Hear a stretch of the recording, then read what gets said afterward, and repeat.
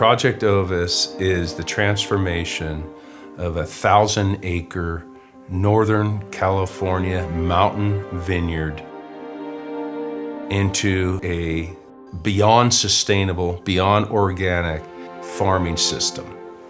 That's it. I'm not saying here's the recipe, how to do it. I'm just saying we're going to start a project.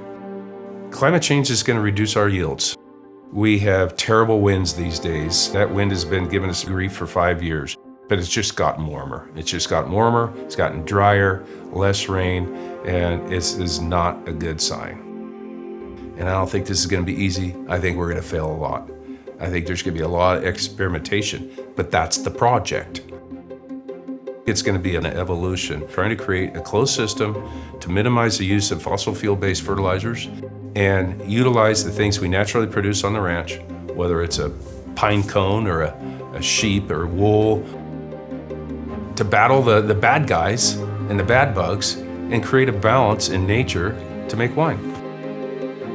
I love running the sheep in the vineyards, and we're doing intense grazing in the vineyard. They're eating the grass, they're pooping out all this good microbe that comes in their manure. The worms are just up there feeding the organic matter on the soil surface. They're grabbing the pieces of carbon, pooping it out all the way down to 3 and 4 foot deep. That is, to me, life. That's life right there. I think if we don't have worms, we're not going to have much life left. Stopping the herbicide had a huge impact on this mountain. Just that one thing. When we stopped using herbicides and started looking at what's underneath the soil, the earthworms went crazy. In the last couple of years, we've cut our water usage in half. We're gonna deal with a little lower crop load, and we're not gonna cultivate. That's gonna ultimately get us climate closer back to balance like it used to be.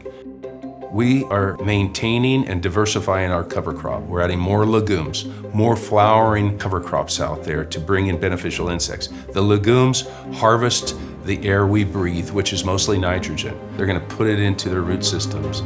And as those root systems decay, they're gonna release that to the worms and the vines, and then the system starts working well. One thing that you can't go buy is like calcium. It takes a truck full of gypsum out of Utah. And I'm like, wait a minute, how about the chicken?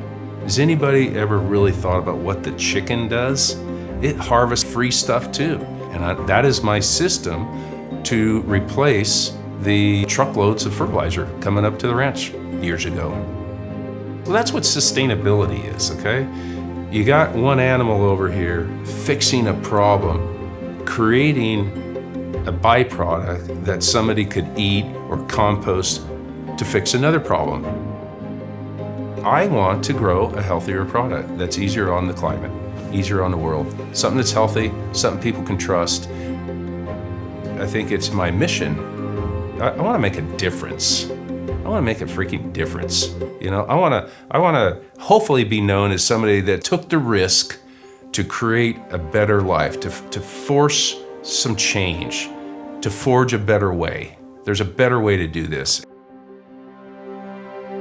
We could make a lot more money and farm a hell of a lot cheaper farming conventionally in these mountains. I mean, we're thousands per acre cheaper. And I hope we don't have to do that.